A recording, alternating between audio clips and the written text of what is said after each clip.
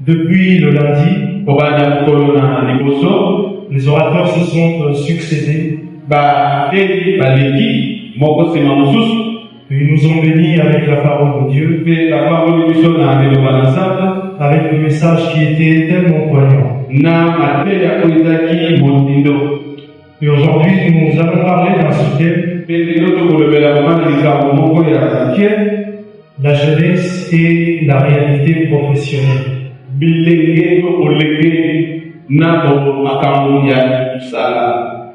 La jeunesse et la réalité professionnelle. Nous avons vu au premier jour que nous avons défini la jeunesse. Nous avons défini la jeunesse comme une période de la vie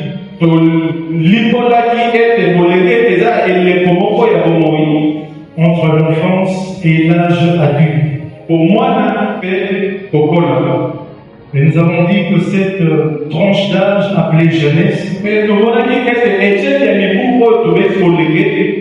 donc une transition vers ce qui conduit vers. Il est important pour nous de savoir ce soir que la jeunesse est appelée à se rassurer. Se rassurer par rapport à cette transition. Si cette transition va être bien faite ou pas. Et la réussite, frères et sœurs, de cette transition dépend des éléments ou encore de réalités qui peuvent entrer en jeu. Et parmi ces éléments ou ces réalités, il y en a un qui soit tellement compliqué, tellement difficile, mais très capital pour nous. Il s'agit de l'insertion professionnelle. Il s'agit du monde du travail. Il s'agit du monde de l'emploi. Et c'est ce que nous avons qualifié la réalité professionnelle. On aura beau étudier, et surtout dans notre contexte du pays, on peut beau étudier, avoir des diplômes, mais pour se rassurer de cette transition vers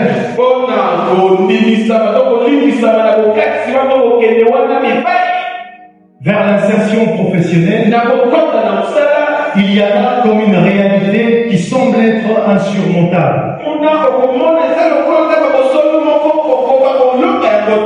On dépose le CV, on dépose de lettres de demande dans l'espoir d'être reconduit.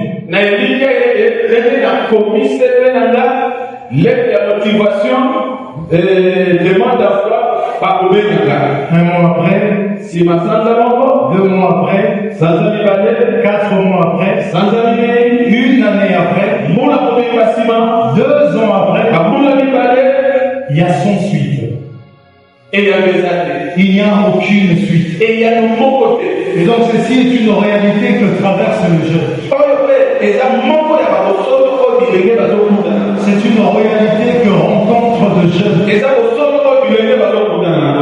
C'est une réalité que nous faisons face avec. Et face à ces réalités, frères et sœurs, il y a de conséquences terribles. Il y a de conséquences tellement marquantes. Il y a de conséquences qui peuvent s'en découler. De conséquences du point de vue socio-économique. Il y a aujourd'hui la prolifération de jeux paris sportifs. koyikilisa ya opine ngenge obeta sudini nini bolo obeta kata wa église logo chez logo bapeni. Nous voyons la dépendance en France. Le diplômé qui devient de motard.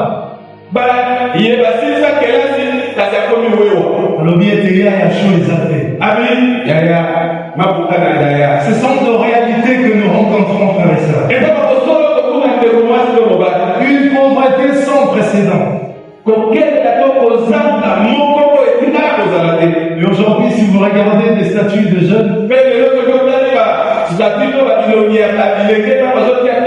il s'est atténué un tout petit peu l'histoire en question.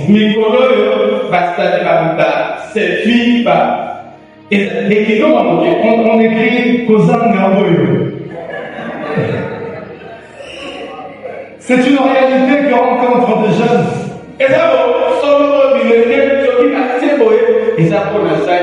De réalité socio-économique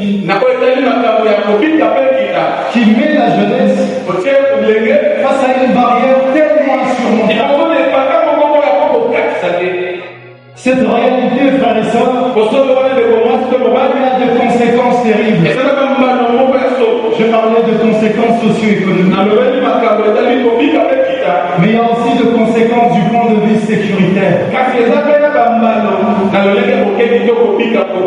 y a aujourd'hui un accroissement du banditisme, accroissement de la criminalité, accroissement de vol. Et que dire de conséquences spirituelles face à ces réalités professionnelles? Il y a également de conséquences spirituelles. Le mandat de prière aujourd'hui sont devenus de cavernes de prière sans fond, sans cœur.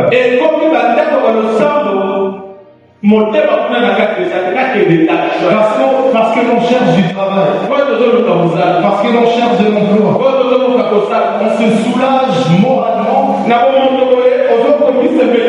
en allant dans de montagnes, parce que l'on manque de l'emploi, parce que l'on manque du travail. En cela s'ajoute le faux espoir de faux prophètes. Diront que cette année, tu auras une visitation de Dieu. Et toi, parce que tu manques du travail, tu trembles tellement. Tu dis, cette année, Dieu va me visiter. Donc, depuis ton jeune âge jusqu'à cet âge, Dieu ne t'a jamais visité. Frère, Dieu a visité ce monde par Jésus. Tu n'as pas à attendre une visitation d'une certaine année. Nous voyons l'introduction de fausses doctrines qui paraissent vraies, mais dans le fond qui ne sont pas bibliques. Dans le fond qui ne sont pas christocentriques. On dira, tu as un esprit de chômage. Tu as un esprit de réclamation du peuple. Voyez-vous, frères et sœurs, comment cette réalité professionnelle peut avoir de conséquences ou de répercussions sur divers domaines de notre vie. La jeunesse fait face à cette réalité. Ne dis pas, sans effet, moi je suis enfant de Dieu. Je ne veux pas rencontrer ces histoires. Que vous soyez païen ou chrétien, cette réalité peut te rattraper. Et plusieurs parmi nous, quand nous étions enfants, nous disions, quand je veux grandir, je serai médecin. Quand je veux grandir, je serai avocat. Quand je vais grandir, je serai DG. Quand je vais grandir, je serai millionnaire. Et au fur et à mesure on grandit, on rencontre de réalités. De réalités qui fait face à nous. Et on se dit, si c'était ça grandir, il fallait que je reste enfant. Et donc nous avons de réalités professionnelles devant nous. La jeunesse fait face à de réalités. Mais la question qui nous est posée, c'est celle de savoir, face à toutes ces réalités, comment s'y prendre en tant que jeune chrétien. Face à cette réalité professionnelle devant nous, comment s'y prendre en tant que jeune chrétien. Comment faire face à cette réalité professionnelle en tant que jeune. Pour cela, je vais parler de deux catégories de jeunes. Je vais parler de la jeunesse active et je vais parler de la jeunesse passive. Chacun de nous va se situer entre deux catégories. Dans quelle catégorie ou sur quelle catégorie il se situe? Et ceci, frères et sœurs, je vais les dire par amour. Bien, je vais dire certaines vérités, mais c'est fait avec amour et humilité. Je disais la première catégorie, nous allons parler tout d'abord de la jeunesse chrétienne passive. La jeunesse chrétienne passive. Je vais plus parler de la jeunesse chrétienne parce que la plupart des textes qu'on a utilisés, il s'agit du contexte chrétien. Donc la première catégorie que je vais parler, je l'ai intitulée jeunesse chrétienne passive. Face à cette réalité professionnelle, nous avons aussi cette catégorie de gens. La jeunesse chrétienne passive, il s'agit là d'une part de jeunes qui sont sincères, de jeunes qui sont soucieux, de jeunes qui recherchent de l'emploi, malheureusement qui n'en trouvent pas. Et d'autre part, il s'agit de jeunes qui ne travaillent pas, qui ne fournissent aucun effort. Au nom de Dieu agira.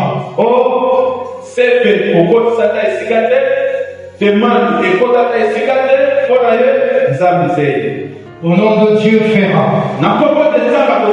Pour cela, j'aimerais vous interpeller sur deux points.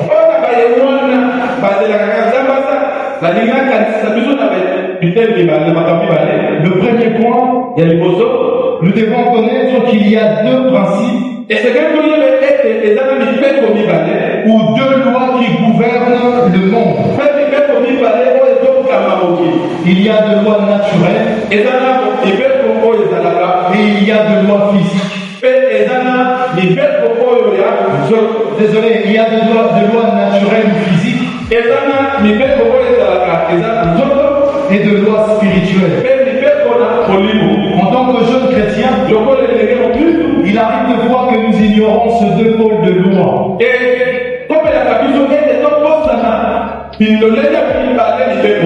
Ce monde auquel nous vivons, frères et sœurs, est régi principalement par ces deux lois. Les lois spirituelles d'un côté et de lois physiques de l'autre.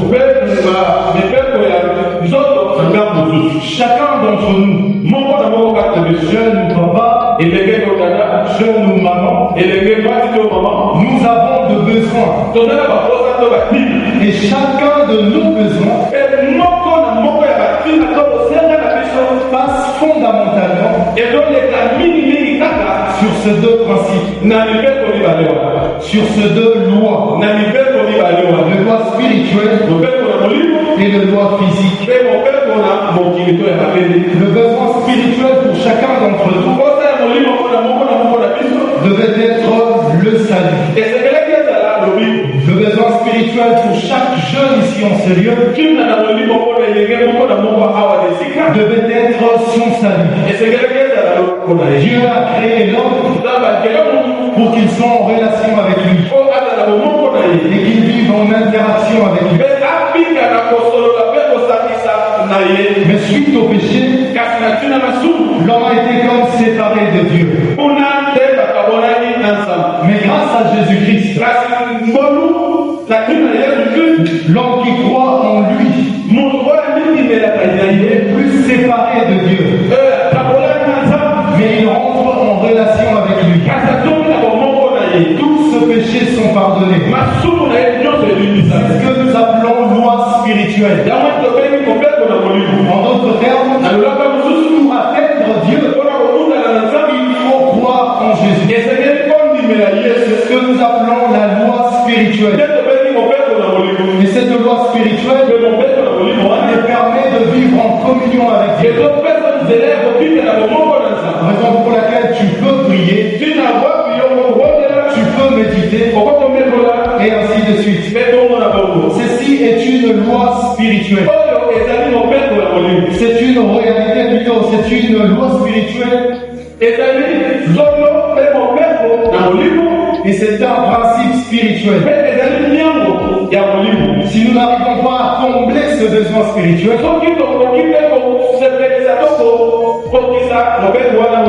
nous serons objets à l'insécurité éternelle. Nous allons dire que Jésus revient bientôt. Bon, je ne sais pas s'il me prendrait ou pas.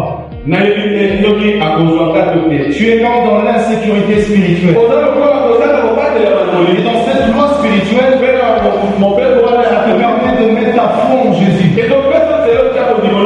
Les lois spirituelles, frères et sœurs, coulent au travers du salut qui est en Jésus. Pas dans les anges, pas d'autres êtres. Raison pour laquelle nous avons lu dans Colossiens, et dans ces chapitres, l'apôtre Paul va écrire pour recadrer des dérives qui étaient de dérives d'enseignement sur le gnosticisme.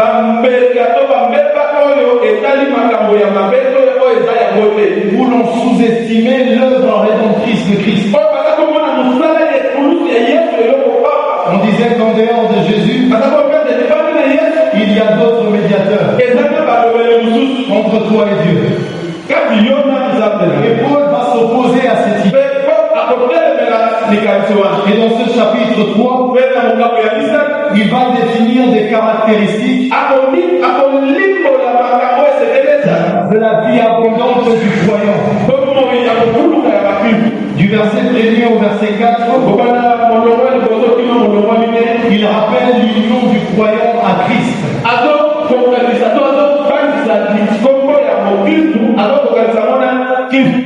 L'union du croyant à Christ. Du verset 5 au verset 17, il parle de la vie en Christ. Du verset 18 au verset 21, il aborde les relations familiales en Christ. Du verset 22 au verset 25, c'est là qu'il parle de relations entre serviteurs et maîtres. C'est-à-dire entre employés et employeurs. Entre travailleurs et employeurs. Là,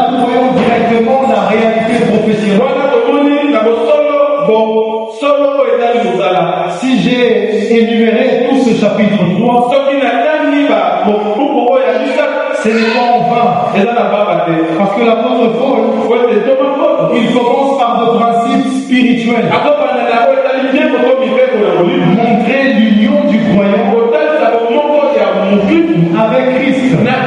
Mais il ne s'arrête pas à cette réalité spirituelle. Il ne s'arrête pas à ce principe. Raison pour laquelle au verset 22 jusqu'au verset 25, il parle comme de loi naturelle, de relations professionnelles entre employeurs et employeurs. Il devait y avoir un équilibre entre l'union en Christ et la vie professionnelle. Raison pour laquelle nous avons lu 2 Thessaloniciens au chapitre 3, dans le verset 10, l'apôtre Paul va dire: car lorsque nous étions chez vous, nous vous disions expressement, si quelqu'un ne veut pas travailler, qu'il ne mange pas non plus. Ceux qui ont lu la méditation avec la méditation,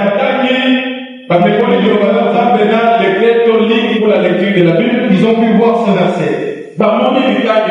Lorsque nous étions chez vous qui? Vous le chrétien des Thessaloniques, nous vous disions expressement, ne travaille pas, qu'il ne mange pas non plus. Frères et sœurs, Paul ne parle pas aux gens du monde. Il parle aux chrétiens des Thessaloniques. Aux chrétiens comme nous le prétendons. Oui, tu as dit que tu as cru en Jésus. Mais qu'en est-il du monde physique? Qu'en est-il de la vie professionnelle? Oui, tu fais bien de croire en Jésus. Mais sachez que votre survie sur terre dépend aussi de votre travail. Nous sommes jeunes et nous disons: je ne déposerai rien, je ne ferai rien, parce que Dieu fera. L'apôtre Paul dit aux chrétiens de Thessalonique: si quelqu'un ne veut pas travailler, qu'il ne mange pas non plus. Dans les enseignements sur le cadre loi spirituelle, nous enseignons qu'il y a de lois physiques, mais aussi qu'il y a de lois spirituelles. Ces 2 lois sont immuables.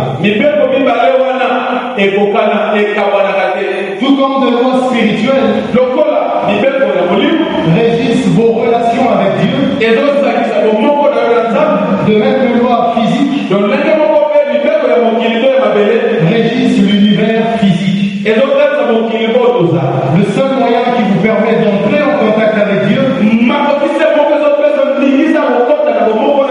je l'ai dit tantôt, c'est la foi en Jésus. Cependant, il y a aussi le loi physique. En tant que jeunes, nous ne devons pas ignorer cela. Ces lois physiques nous permettent de réagir avec l'univers auquel nous vivons. Et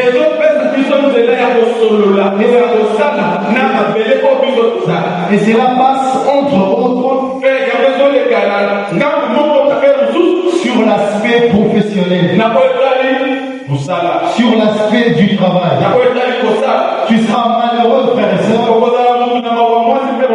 si tu prends une loi au profit d'une autre. Tu laisses une loi au profit d'une autre. Tu seras le plus malheureux. Tu regretteras dans ta vie. À Kinshasa, quelqu'un a dit Vaseka Kamato. On se moque des gens. Si tu ne travailles pas, on se moquera de toi. Et donc voilà pourquoi il y a ces dictons que nous disons souvent.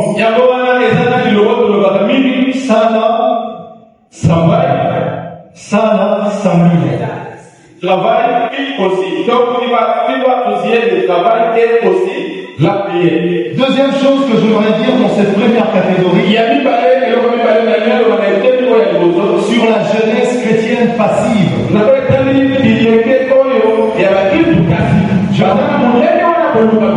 J'aimerais vous interpeller ce soir. Sois habile. Proverbe 22, le verset 29.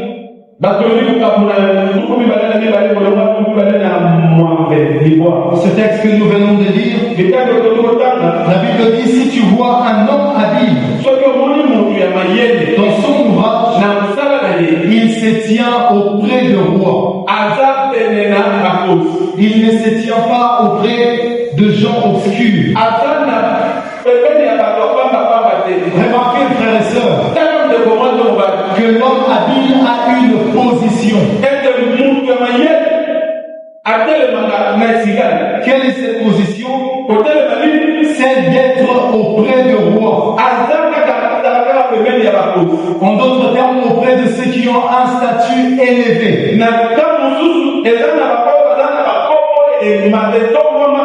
Auprès de ceux qui sont mieux positionnés. Frères et sœurs, au ciel, Christ est assis à la droite de Dieu le Père. Il a une position d'être aux côtés de l'autorité de Dieu. Et ici-bas, frères et sœurs, il n'est pas interdit que nous soyons mieux positionnés.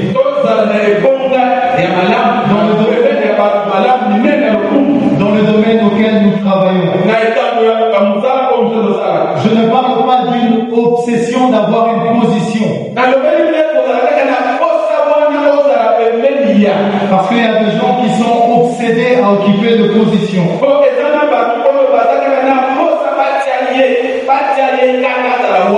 Il est dit là, si tu vois un homme habile dans son ouvrage, il se tient auprès de moi. La raison de la position de cet homme auprès de roi, moi je conseille que c'était la prière. Je conseille que c'était le bruit dans le cœur.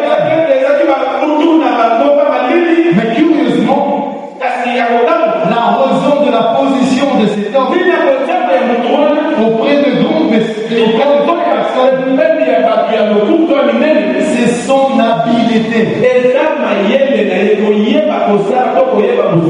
L'habileté dans l'ouvrage qu'il effectue. Son habileté le positionne non pas devant de gens obscurs, de gens insignifiants. Passez-moi le terme de gens bas. Non, il se positionne devant de rois. Il se positionne devant de gens qui ont un statut élevé. L'habilité ici renvoie à la compétence, qui est l'ensemble de ces trois savoirs. Savoir théorique, c'est une connaissance théorique. Savoir-faire, la capacité à mettre en pratique ce qu'on a appris. Je sais vendre, je sais coudre, je sais tresser le cheveu. Et en dernier lieu, savoir-être, qui relié au comportement et attitude. Oui, la réalité professionnelle semble être insurmontable. Et surtout dans notre contexte congolais. Mes frères et sœurs, ce n'est pas une fatalité. On peut combler cela avec l'acquisition de habiletés. et de compétences. Ne restons pas le bras croisé, frères et sœurs. Un jour, je suis entré dans le bureau du pasteur. Je lui présente une situation et je n'oublierai jamais ce conseil qu'il m'a donné. Il a dit la meilleure manière d'attendre une promesse, Jonas, c'est de se préparer. On peut élargir cela en disant la meilleure manière d'attendre un travail, la meilleure manière d'attendre une promesse, la meilleure manière d'attendre un emploi, ce n'est pas à rester dans la passivité.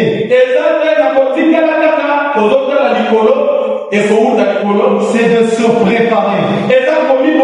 Se préparer en se formant. Formation, même la formation professionnelle, comme ça, se préparer en commençant petit. Je le dis souvent, pour commencer à compter 2, il faut commencer à compter 1.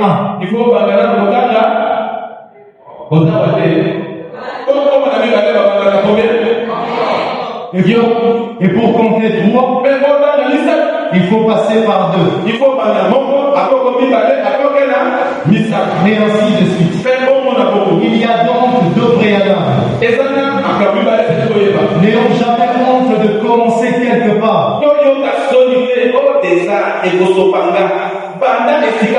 Ne croisons pas le bras, frères et sœurs. Sois habile à s'être formé. Sois habile à s'être entouré de gens qui connaissent mieux. De gens qui connaissent ton domaine. Quelqu'un a dit, si tu fréquentes 9 grands, tu seras le 10e grand.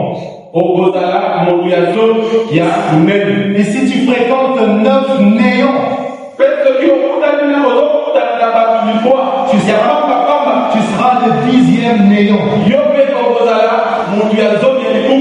Nous sommes appelés à s'être formés. Pour cette première catégorie de la jeunesse passive, nous devons connaître un qui a ces 2 principes humiliables que je citais. De loi spirituelle et de loi physique. Prier, c'est bien. Jeûner, c'est bien. Dormir à l'église, c'est bien.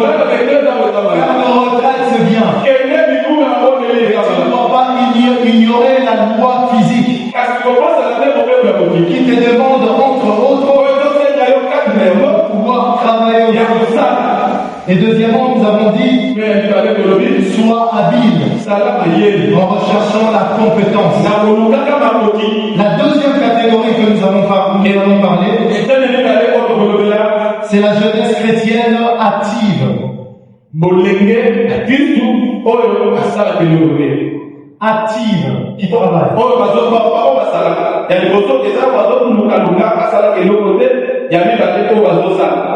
Pour cette deuxième catégorie, il s'agit de la jeunesse chrétienne qui travaille dans différents milieux professionnels,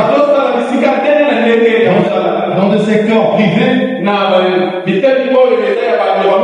ou encore dans des secteurs publics. Là aussi, il y a de réalité professionnelle. La jeunesse active dans le travail n'est pas exempte de réalité professionnelle. Nous voyons de recrutements qui sont faits.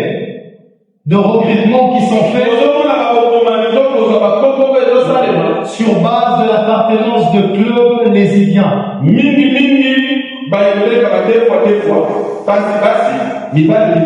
De licenciements arbitraires. et tant d'autres, mpe bongo na bongo de retard de paiement, kozanga kofuta malambo esengeli tant de réalités pour la jeunesse active, solo ya ndenge na ndenge oyo kolenge ezosala ezokota na dans de milieux professionnels. esika kosala On va vous dire, oyebisa bino plutôt comme conséquence, lokola mbala face à ces réalités, na kosolo wana il y aura une pratique qui se fait souvent en RDC. eza na mosala moko mingimingi na mboka na biso DRC esalemaka On va dire parce qu'on ne me paye pas, ote azofutaka te alors je dois commencer à soudoyer. ngai akobala koyimayima Finanga. ok lesanga c'est ça le terme Ouais, Mboti Adikas. mbota ça c'est plus pour dans le monde de transport le roulage et les jockeys Donc ce sont nos réalités que la jeunesse chrétienne rencontre. na babaki mpe tozokutana nango na bakombo na yo amen $20 50 Ça, ce sont nos réalités. wana eza bakosolo Mais que dit la vérité de la parole? kasi bosolo ya biblia elobi nini Raison pour laquelle nous avons lu Colossiens 3:23. tina wapi okiso tozalaki kolose mokambo na misatu moloba komiba na misatu Où l'apôtre Paul va dire, sika wapi tomokona koloba tout ce que vous faites, nyonso botosala faites-le de bon cœur, osala mpona motema malamu comme pour le Seigneur eza lokola mpona nkolo et non pour les hommes. kasi mpona bato te Littéralement, tout ce que vous faites, na kotanga boye balobi nyonso bozosala faites-le avec une bonne âme.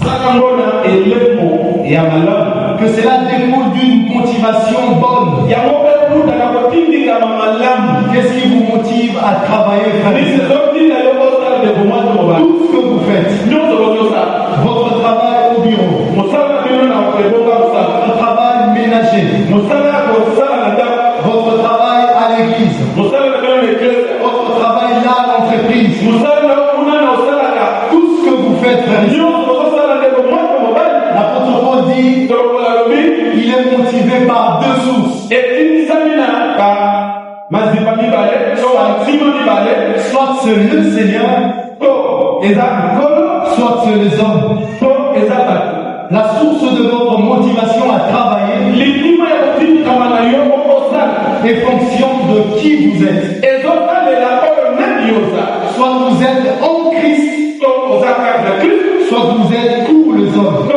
oza mpona bato Être avec le Seigneur, être avec le Seigneur, kozala na nkolo être en Christ, kozala karte na kristu c'est se soumettre à la vérité de sa parole. eza kosokema na bosolo ya liloba na ye Il dit quel il est, alobi ndenge lolenge yaza quel nous sommes dans ce monde, lolenge mpe biso toza na mokili oyo tel lui Jésus est, lolenge ye yesu aza tel nous sommes dans ce monde. ndenge biso mpe toza na mokili oyo Deux fois nous prenons ce verset mbala mingi tozwaka militaki wana pour l'appliquer du point de vue spirituel mpona kosalela ngo na lolenge molimi en disant Jésus est saint, moi aussi je suis saint. yesu aza mosantu nga mpe naza mosantu Jésus est pur, moi aussi je suis yesu pur. aza pule aza peto nga mpe naza pule Oui, c'est une bonne chose. i eza yoko Il malamu faut aussi appliquer ces textes kasi litaki wana seke kosalela ngo mpe sur l'aspect physique, na po etali makambo ya mokili sur l'aspect pratique. na ndenge ya kosala Jésus peut-il voler dans l'entreprise?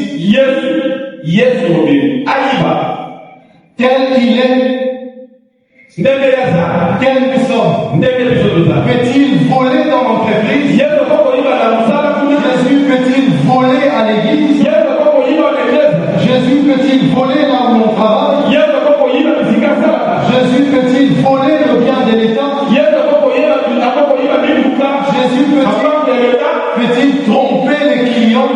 yesu akokokoza basomi to bateki na La yesu source de ta motivation à travailler litima ya mosala ya kotinda na mosala na yo est soit le Seigneur, to eza nkolo soit les hommes. to bato La source de notre motivation dans le travail liziba kotindama biso na mosala en tant que jeune chrétien lokola elenge mokristu active, oyo azosala c'est soit le Seigneur, eza to nkolo c'est soit les hommes. to eza bato En tant que jeune chrétien actif lokola elenge mosala elenge mokristu mosala dans le milieu professionnel, na bisika mosala quelle est la source de ta motivation à travailler? yo moto oyo ezokotinda yo osala ezokisa yo wana Si c'est le Seigneur, makasi wana soki eza nkolo vous allez vous soumettre à la vérité de sa parole. okotosali lilobo soki ya liloba na ye Et si c'est le monde, kasi soki eza mokili vous allez vous soumettre aux réalités que les hommes vous obligent.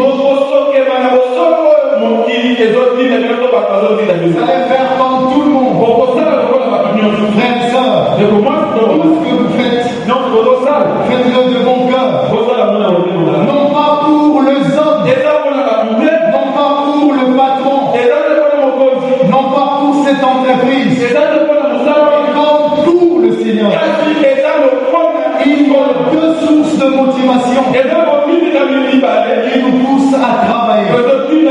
En tant que jeunes actifs, soit c'est le Seigneur, soit c'est les hommes, agents de l'administration publique de l'État. Tout ce que vous faites, faites-le de bon cœur, non pas pour les hommes, mais pour le Seigneur. Ne vous mêlez pas dans le moule de la corruption. En disant d'ailleurs, c'est l'argent du peuple. Tu es en train de voler.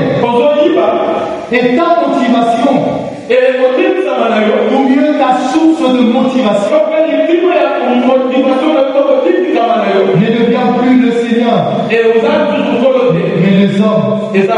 Infirmiers, docteurs, laboratoires, tout ce que vous faites, faites-le de bon cœur. Non pas pour des hommes, mais comme pour le Seigneur. On vient vous livrer un don.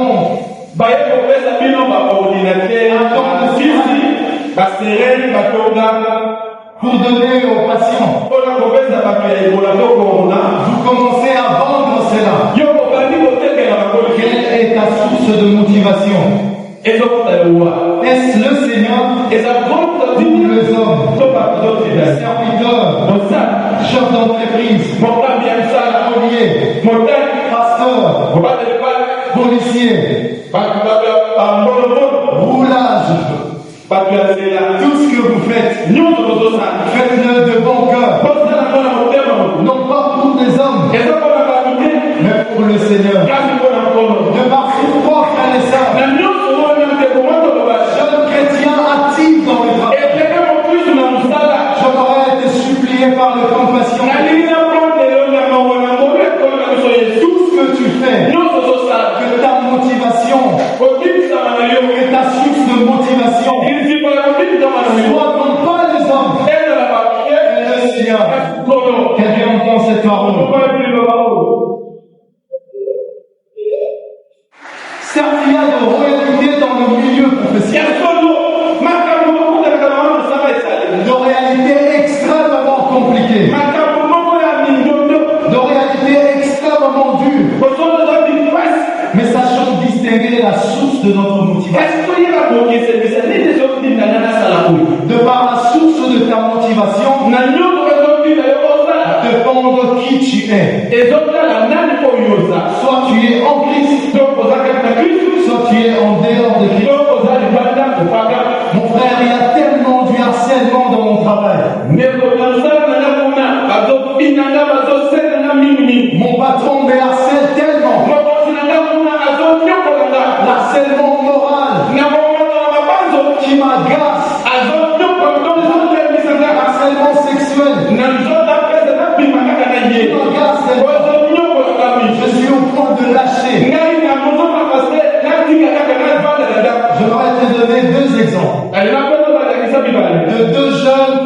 De deux jeunes dans la Bible qui étaient de travailleurs actifs.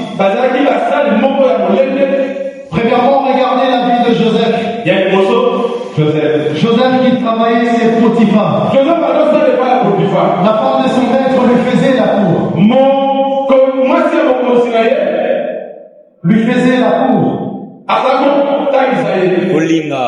Olinga. Disant de se coucher avec lui.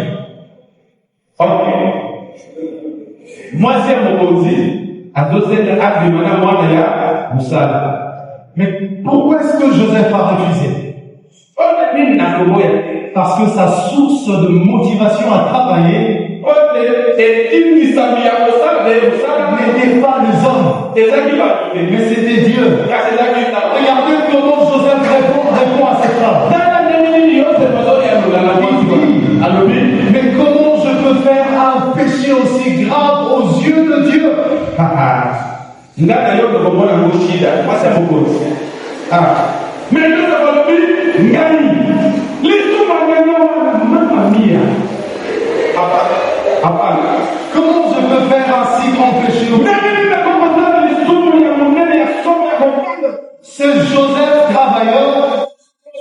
Il avait comme motivation, il avait comme source de motivation.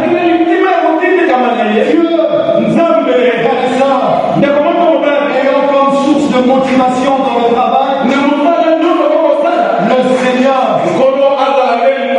il voit les hommes. Deuxième jeune homme travailleur. La servante de Dieu nous a parlé hier de Daniel. Daniel qui travaillait dans un milieu idolâtre. Il travaillait dans un milieu où la magie battait son plein. Dans un milieu où il y avait des satrapes, de magiciens babyloniens.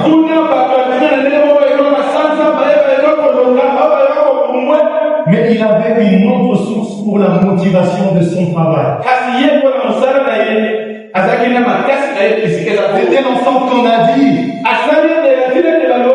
De telle en sorte qu'on a dit, il a un esprit supérieur. Parce que sa source de motivation à travailler n'était pas les hommes, mais c'était Dieu. Frères et sœurs, j'aimerais vous dire ce soir, quand notre source de motivation est le travail, quand notre source de motivation dans le travail devient le Seigneur, nous ne vivons plus aux dépens de la réalité professionnelle.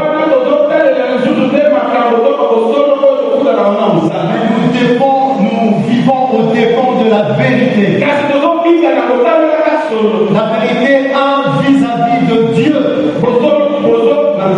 Je ne vole pas parce que c'est interdit. Mais je ne vole pas parce que j'aime Dieu. Je ne corromps pas parce que c'est interdit. Mais je ne corromps pas parce que j'aime Dieu. La source de ma motivation à travailler devient dans ces cas non pas les hommes, mais le Seigneur. Quelqu'un entend cette parole. Deuxièmement, envers soi-même. Mon identité est différente de celle de mes collègues.